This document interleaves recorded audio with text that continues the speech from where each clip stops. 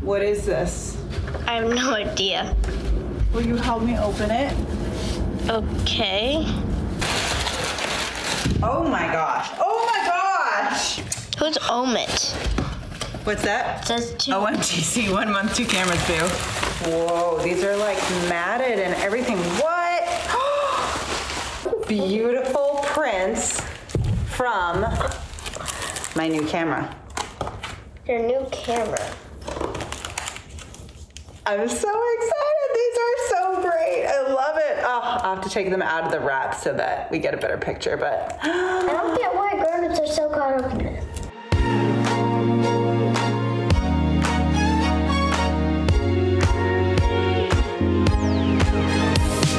Shake a little, move a little, got me like the glitter in my eyes. Find me in the middle of a moment, baby, have a good time. I wanna move my blues away, letting the music soothe my brain. Yeah, I won't feel my tears till the morning. If my love is broke, I'll ignore it. I'm on holiday, play it all night, night. DJ got me dancing to my heartbeat, feeling it, feel the rhythm, falling in love, dancing to my heartbeat, feeling it, feel the rhythm. All I need is a disco, dancing to my. I have my notes. I'm very excited to talk about today's camera because I have been shooting it for a hot minute on Instagram. And even though I've been really frustrated because I have been working like crazy and I've really not had a lot of opportunity to shoot the way I would like to with this camera, it has still delivered despite me absolutely hating it when I first got it. So without further ado, I'm just going to tell you what the camera is because let's just get it out of the way. But then I'm going to go through how I came to this camera, other cameras like it, why I prefer this camera, and then I'll really dive into this camera and I'll let you know all of my thoughts on it. We are talking today about the Canon M6 original from 2017. I'm here shooting on behalf of Autorama, and we're on this roof shooting the Canon cameras M6, Rebel, T7i, and 77D. Okay, so this just gets back to a general issue I have, which is my compact camera dilemma. Now, compact camera can mean mostly small censored cameras. So we have everything from like a Sony ZV-1, like original camera, the Sony RX100 original from way back, which I've reviewed on this channel and still love, although motor issues, mine is having it. Annoying. Then you have my Nikon 1 series cameras, which I absolutely love. This is the J5 Nikon 1 with the Pancake 10mm lens, giving it 28 field of view. This is one of my fave cameras. I also have the Nikon 1 V3 and V1.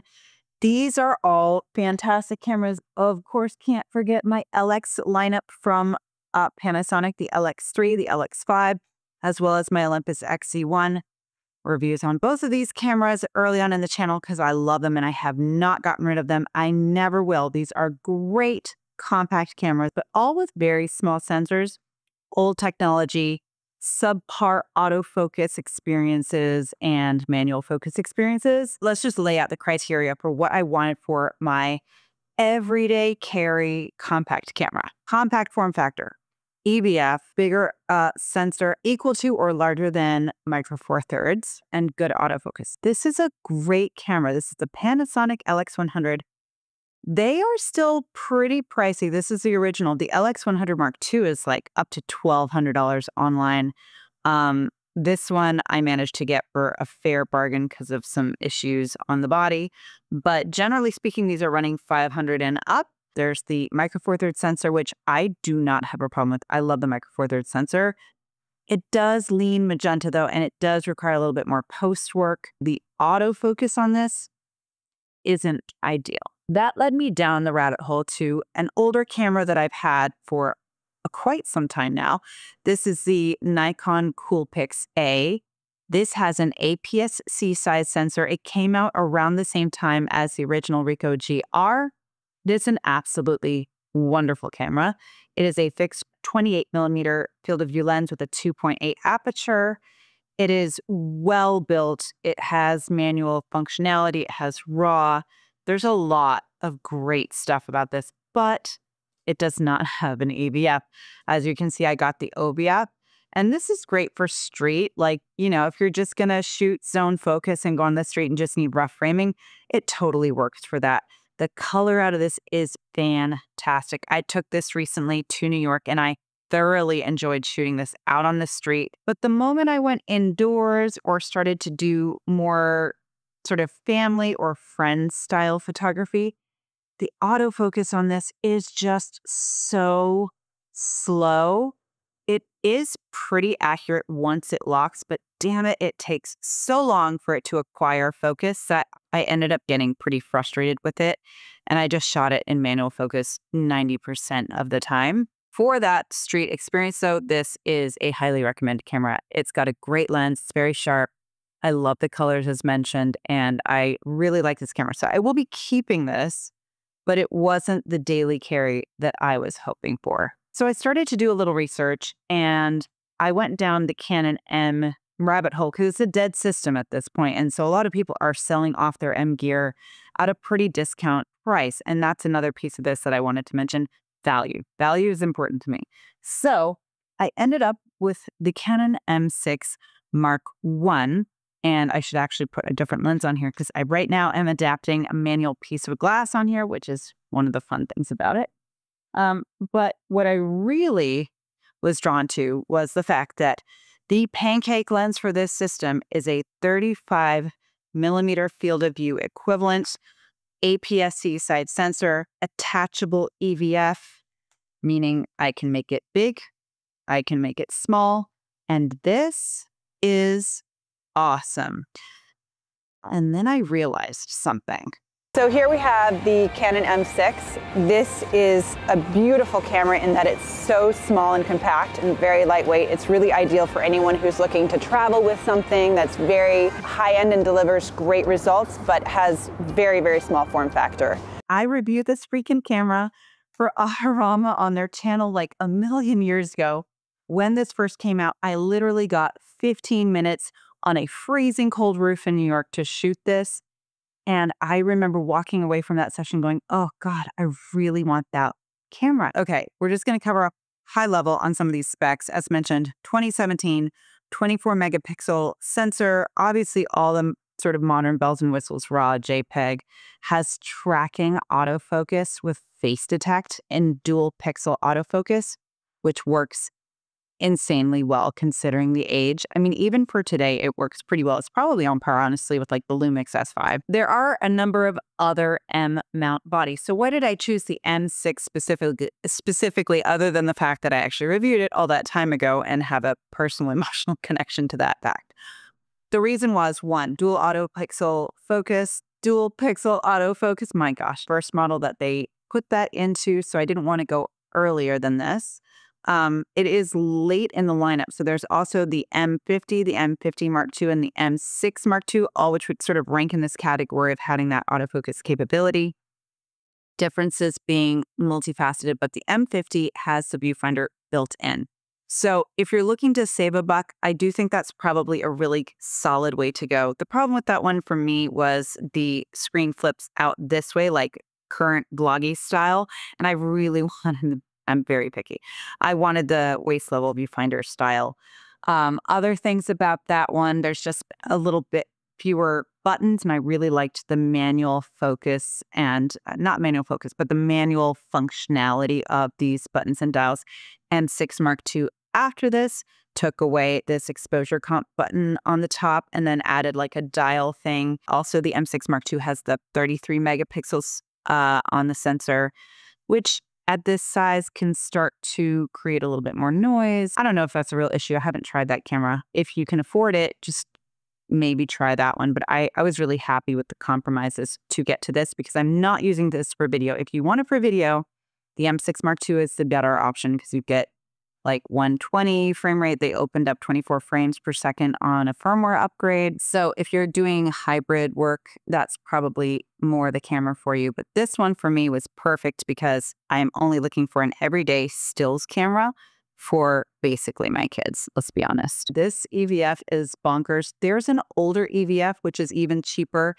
It's a bit more square in shape. It still works on this body. And even like, I think the resolution is the same and everything. So for all intents and purposes, if you're looking for value, I'd go with the older model. I just like the way this looks. It's wild. So I actually went to a Chapel Roan concert recently, and I wasn't sure if they were, or not concert, but it was like a little intimate show with a very small room of people. And I was like, they are never going to let me bring that camera into this.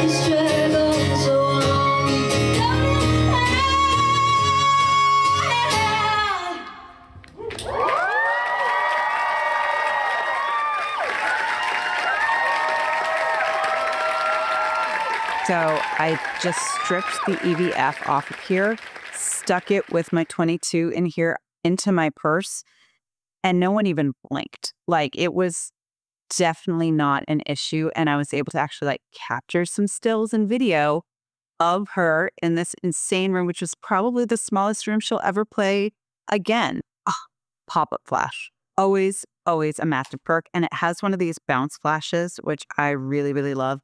And I do absolutely adore the fact that you can then also put another flash on top through the hot shoe. What I will say about that, though, I don't know why companies continue to do this. It drives me crazy with every line they go sort of like proprietary with different things. You can't put like a 580 EX Mark 1 or 2 flash on here. I have that flash. Thank you, Terrence, who's like a doll of this channel, big supporter, and he sent me that flash. And I love having that flash. I wish I could use it on this because this could be a great party camera with that flash. It does not work. So you have to use flashes that will be compatible with this body. So just double check that if you're hoping to use your flash, just make sure it will work. All the functionality can be set from the touch screen. You can touch anywhere to do anything, and it is really very, very responsive. You can do touch to focus, you can do touch shutter. I don't do that. I do touch to focus for tracking occasionally. The waist level viewfinding option is fantastic. It has Wi-Fi. It is really good, actually. The experience is very good. I know a lot of apps can be very like finicky, but the Canon app, the Canon Camera Connect app, works really, really well with this. I can very easily set it up, download my images on the go, and post them to Instagram, which I frankly do a lot. The custom functions on here are critical for my use case. So C1, I've set these up almost identically, but C1 for me gets me into spot AF, so that if I just want to focus and recompose in more of a static situation, or if I'm out shooting landscapes or something like that, that's going to be the easiest way for me to shoot. And then using this little button on the back, I can move my focus point around. I should probably turn this on and show you. So I like to back button focus. So I have set this up so that this button here is a focus button. And then this one, if I want to move my focus point around, I can do that here. I can't actually see the screen or what I'm doing, but hopefully you can see that. Oh yeah, you can see that. So that's great for my C1. All of my other settings are the same. Auto ISO, aperture priority, and Bob's your uncle. C2, I have set up in a tracking focus with IAF on button. So this button over here becomes my face detect on button. And then this just finds my face. And you guys, it works so damn well. And I couldn't be happier. Once I cracked those two custom functions, and it covers pretty much every use case I would ever need, it has changed the experience of shooting this camera. I've gotten over the shutter sound, and it has been a total joy and delight. But what makes it all the more so is 24 megapixels with great raw files. These raw files are super easy to edit. The highlight and shadow recovery are great, more so the shadow recovery, so do shoot a little bit under. And overall, the color has been very, very easy to work with. Now, the body color, like I should say the JPEG engine color, I don't have anything wrong with it, but I do not see anything special about it. I do see it, I will say, at like sundown or like dusk, like at those beautiful lit hours, but that's just not my life. I'm putting kids to bed or making breakfast for them at those times, so I don't get to enjoy beautiful light in my life. When I'm out shooting just like in broad daylight, there's no special quality to the color for my taste. You can, however, put in your own custom color profiles. So I had covered this even way back with my original Canon 1D, which is from 500 years ago. And I will put links down below to show you how you do that, and also some of my favorite profiles that I have installed and that I use pretty much as my JPEG setting. The number one being Krodak, which is another YouTuber on here. He created this profile. It's quite lovely. It does exceptionally well in gray overcast conditions, which is not Southern California, but I do really enjoy it. So there are a couple of really great profiles that I will link down below that you can download for free. And then there are some exorbitantly expensive ones that I just recommend you avoid. And then my final piece on this, which I absolutely love, is the lenses, okay? This was a big selling point for me. The 35mm field of view equivalent via the 22mm pancake lens, which is an f2 lens. It is a stellar piece of glass. I saw like Ken Rockwell go as far as to say it's on par with a Leica 35mm spherical, which I don't know. I'm like not that well educated on lenses, but I'll take his word for it. I really, really like this lens. It's fast, it's sharp, it's got great image rendering, bokeh, all the things. And for me, 35 is my favorite field of view. So this was just a no-brainer. I had to have this lens. Then I went, as I do, to the next level and got the 32mm lens. I just carry these in my, throw these in my purse with these little Optech pouches. And I just use a filter for my lens cap because I use lens caps all the time. 32mm 1.4. So this is going to give you roughly a 50mm field of view equivalent. And this lens is bonkers. It is so beautiful. Again, online forums will tell you it's like L glass. It is. Full stop. It's really, really good. It's a beautiful lens. It's an expensive lens, but also like for a dead system, it's an expensive lens. It's only like $300 to $400. So it's not cheap, but it's manageable. Sigma also came out with a number of lenses, like the 16mm. I think they came out with a 23mm and a 56mm, all 1.4s. Great. They are bigger though, and that kind of defeats the purpose for me. So I have not gone to get those lenses. What I do have though is a super duper cheap 15 to 45 kit lens. This is so small. It gives you a 24 to 70 field of view equivalent. It is not great, but it is totally fine. It lacks contrast and a little bit of pop, but you just throw a little clarity and sharpening on your post-processing and you're good to go. I do value this because going wide to 15, it's a slow lens. It's like 3.5 to 6.3. But I used it indoors. I used this at the Slumu Crazy Slime Museum that just opened in LA, which my kids went bananas about. And yeah, I was able to get perfectly fine pictures with this even indoor. So the lenses were a big, big selling point for me, but it will also take us to our cons because in the 7 years or so that this system existed, Canon only created like 11 lenses. So it's a pretty limited system. So you have to kind of know what you want to shoot and be happy with that and like not feel like you need to upgrade because there's no path to upgrade. It's a dead system. Canon didn't build any more lenses for it. There are some third parties like Sigma. Tamron, I think, has a couple of lenses. And then you have really wacky lenses. Where did that go? Like this UFO lens from 7 Artisans. This is such a fun lens in the sense that it is ridiculously small without the back cap. I mean, come on, this thing is ridiculous. But it is not high quality in terms of edges and smearing.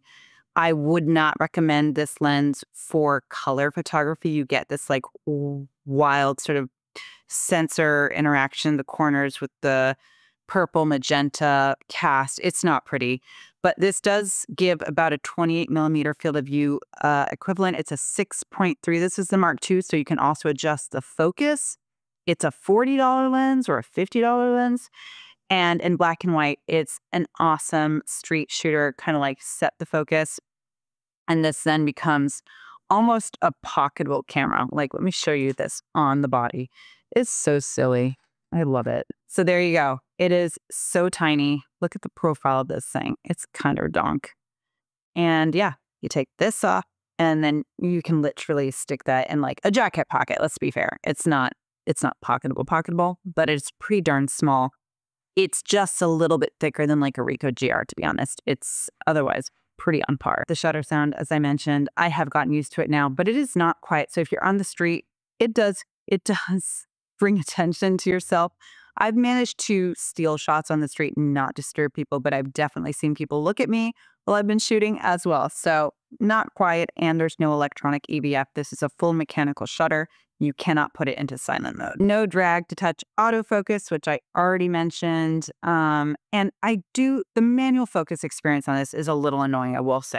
I have to hit this button to activate my square and then use this wheel to zoom in order to manual focus, or punch to zoom to manual focus. It's a two-step process.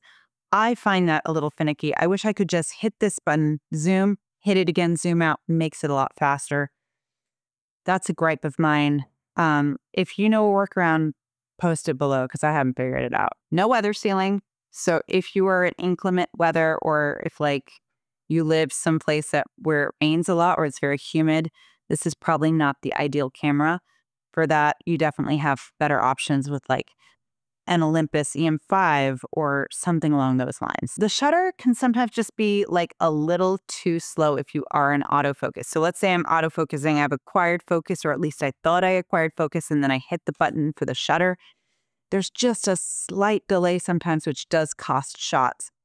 That part is frustrating, and I do wish in the menu there was like a shutter release priority versus focus acquisition priority.